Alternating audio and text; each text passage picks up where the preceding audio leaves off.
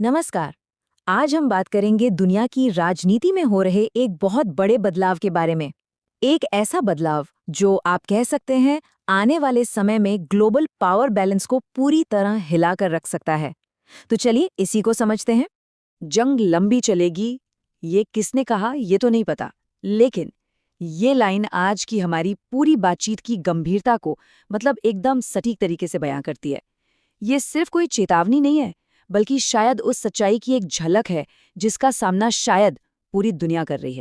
तो शुरुआत करते हैं एक बहुत ही ड्रामेटिक घटना से, एक ऐसे ऑपरेशन से जिसने सच कहूं तो दुनिया भर की सरकारों को हिलाकर रख दिया और सोचने पे मजबूर कर दिया। ये एक अजीब सी बात है ना? एक तरफ तो पूर्व राष्ट्रपति ट्रंप दावा कर रहे थे कि वो दुनिया की 8 लड़ाइयां खत्म कर रहे हैं, और दूसरी तरफ अब वेनेजुएला में अमेरिका का ये जो दखल है, ऐसा लग रहा है मानो पूरी बाजी ही पलट गई हो। तो सवाल ये उठता है कि ये ऑपरेशन एब्सोल्यूट रिजॉल्व आखिर था क्या? देखिए, सोर्स मटेरियल के हिसाब से ये एक मिलिट्री एक्शन था।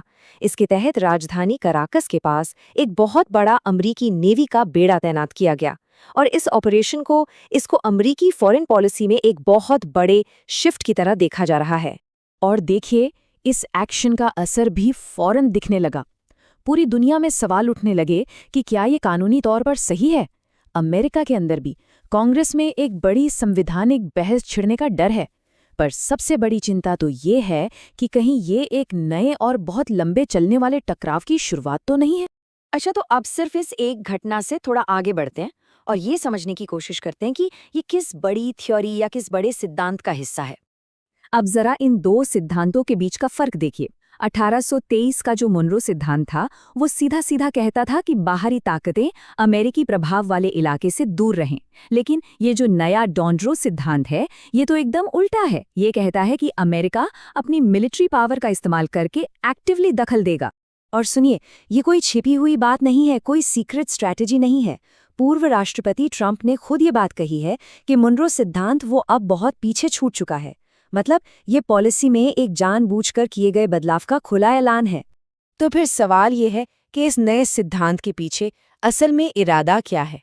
देखिए, सोर्स के मुताबिक इसके कई मकसद हैं। पहला तो ये कि पश्चिमी गोलार्ध में अमेरिका का दबदबा फिर से कायम हो। दूसरा, वेनेजुएला के जो बड़े बड़े तेल के भंडार हैं, उन जैसे नेचुरल रिसोर्सेज पर कंट्रोल हासिल करना। और तीसरा, कोलंबिया और मेक्सिको जैसे पड़ोसी देशों को एक सख्त मैसेज देना। लेकिन एक मिनट, ये जो आक्रामक रवैया है ना, ये सिर्फ अमेरिका तक ही सीमित नहीं है। असल में ये एक ग्लोबल ट्रेंड का हिस्सा है, जहां दुनिया की बड़ी बड़ी ताकतें अपने अपने फायदे के लिए ज्यादा से ज्यादा मुखर हो रही हैं। ये टेबल इस ट्रेंड को बिल्कुल साफ दिखाती है। एक तरफ अमेरिका है जो पश्चिमी गोलार्ध में दखल दे रहा है, दूसरी तरफ रूस है जो यूक्रेन में अपना दायरा बढ़ा रहा है, और फिर है चीन जो ताइवान पर जबरदस्ती रीयूनिफिकेशन की बात कर रहा है। सारी बड़ी ताकतें अपना दबदबा बढ़ाने के लिए ताकत का इस्तेमाल कर रही हैं। और यहीं पर एक बड़ा ही इंटरेस्टिंग ट्विस्ट आता है। चीन ने दुनिया के सामने तो अमेरिका के इस एक्शन की खूब निंदा की, कहा कि ये इंटरनेशनल कानून का उल्लंघन है। लेकिन अंदर ही अंदर वो इसे ताइवान पर अपने फ्यूचर प्लान्स के लिए एक मिसाल की तरह देख रहा है। यही तो जियोपॉलिटिक्स की कॉम्प्लेक्सिटी है। अब ये सब जो हो रहा है, इसके बीच एक बहुत बड़ा सवाल खड़ा होता है कि भाई वो संस्थाएं कहाँ हैं जिनकी जिम्मेदारी दुनिया में शांति और व्यवस्था बनाए रखने की है। और ये सवाल आज के समय में शायद सबसे जरूरी सवाल है। जब बड़ी बड़ी ताकतें अपने नियम खुद ही बनाने लगी हैं, तो फिर ग्लोबल रेफरी का रोल कौन निभाएगा? और इसका जवाब हमें मिलता है यूनाइटेड नेशंस यानी यूएन की हालत देखकर। ये 80 साल पुरानी संस्था बड़े बड़े संकटों के सामने एकदम बेबस नजर आ रही है। खास तौर पर सिक्योरिटी काउंसिल में जो वीटो पावर है, कोई भी एक परमानेंट मेंबर किसी भी प्रस्ताव को रोक सकता है। इसी वजह से कोई भी बड़ा एक्शन लेना लगभग नामुमकिन हो गया है।